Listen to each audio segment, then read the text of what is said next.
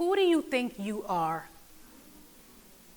Not when you fail, but when you actually succeed. When you earn the degrees, when you collect the titles, and all those fancy promotions come. Who do you think you are is a soul-crushing inner voice laced with self-judgment and self-doubt. It sounds like this. You know that was just luck, right? They'll find out eventually. And guess what? That's not just your voice. It's a generational echo meant to keep you in your place and says, just be grateful for what you have. Don't you think you've achieved enough? And even when you've followed all the rules, exceeded every expectation, and checked every box, that voice still creeps in. But that voice is not imposter syndrome. It's a larger system speaking through you. I'm talking about the daily environments we move through every day. Those unspoken rules, the hidden hierarchies, and the cultural expectations about who gets to belong. Here's the problem.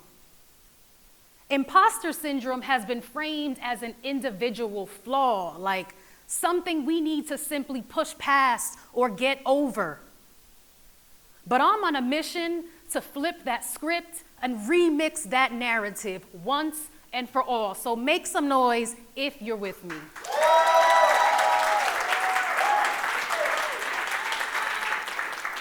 So before I go on, let me be clear about who this remix is for.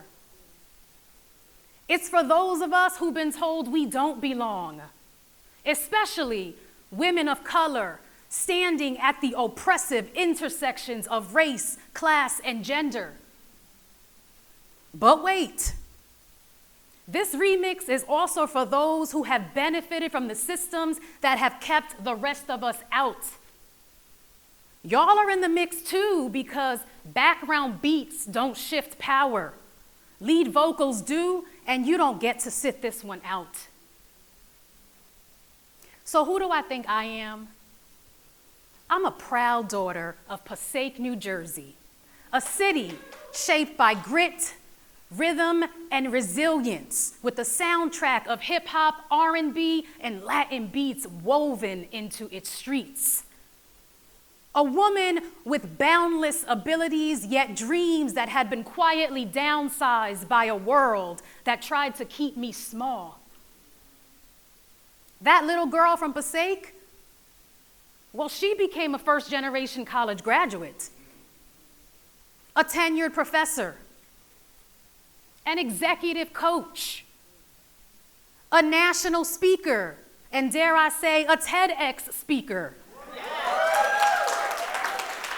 A leader, a wife and a mother who was strong enough to bear her children and then get right back to business.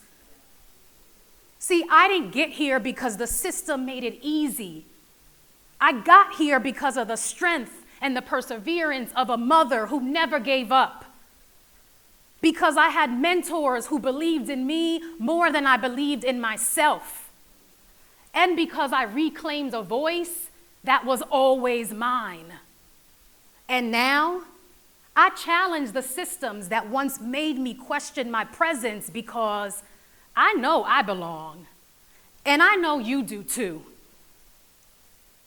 The term impostor syndrome pathologizes people instead of interrogating the environments that make us question whether we belong.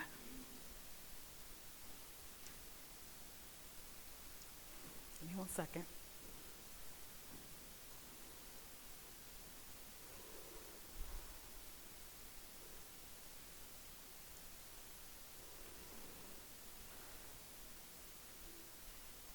Y'all can clap while I get it together.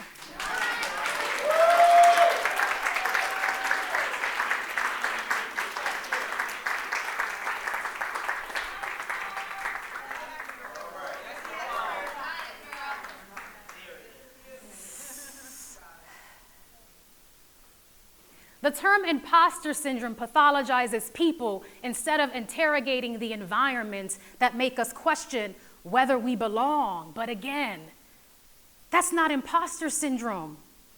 It's a larger system at play. So I wish I could tell you that once I arrived, things got easier.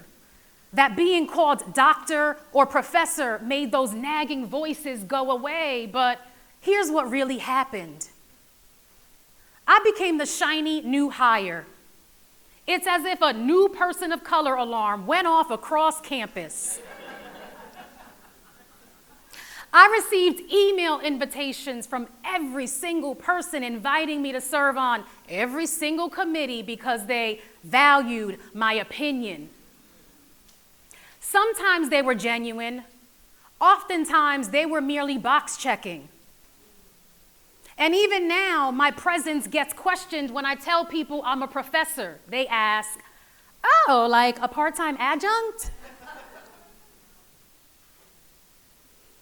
Again, even when you check all the boxes, that voice still creeps in. But that's not about us, and that's certainly not a syndrome. In 1978, Doctors Pauline Clance and Suzanne Imes introduced the imposter phenomenon, focusing on high-achieving women, white women in particular, that had access to all of the rooms and yet still questioned their presence. In 2020, I reached out to Dr. Clance to request her permission to use her imposter phenomenon scale. She kindly replied, absolutely, but in your write-up, please do me a favor. Do not call it a syndrome, because we never did. That was the moment that changed everything for me, because what so many of us internalize as a personal flaw is actually a response to structural exclusion. And we're not alone in feeling it. Nearly 70% of people will experience imposter feelings at some point in their lives, but don't get it twisted. When you navigate these spaces at the intersection of multiple marginalized identities, that phenomenon hits a little differently. Okay, so are y'all ready for the remix? Yeah. I'm gonna let y'all in on a little secret. The truth is, we know our worth. We know we're not imposters. So I hope you can agree with me when I say that this tired, played out song we call imposter syndrome is in need of a serious remix. I call it the Real and Worthy Remix, 4 systemic reframes, or diss tracks, if you will. Let's hit play. Track 1, redesigning belonging. We stop asking if we belong and instead ask, what would it look like to design spaces where we could actually thrive? Because belonging isn't about fitting into environments that already exist. It's about reimagining spaces that should have been designed with us in mind in the first place. Track 2, reclaiming brilliance. We stop pathologizing our brilliance and start calling out the systems that fail to recognize it, or even worse, that build the barriers in the name of fairness. Track 3, resisting respectability. We stop shrinking for proximity to power. We stop dimming our light to make others feel comfortable, and instead, we build our own tables and create our own legacies in our own key, on our own terms. Track 4, rewriting accountability. We start demanding answers from every institution, every decision maker, and every leader. We ask, why do the pay gaps still widen the higher we climb, especially for women of color? Why is it so easy to question our presence and to question the systems that make us seem like the exception? To be clear, Belonging isn't just a feeling, it's a structure, and that can be redesigned. So here's what I need you to know. You were never an imposter. The problem was never your confidence or your abilities. It was the silence around your excellence.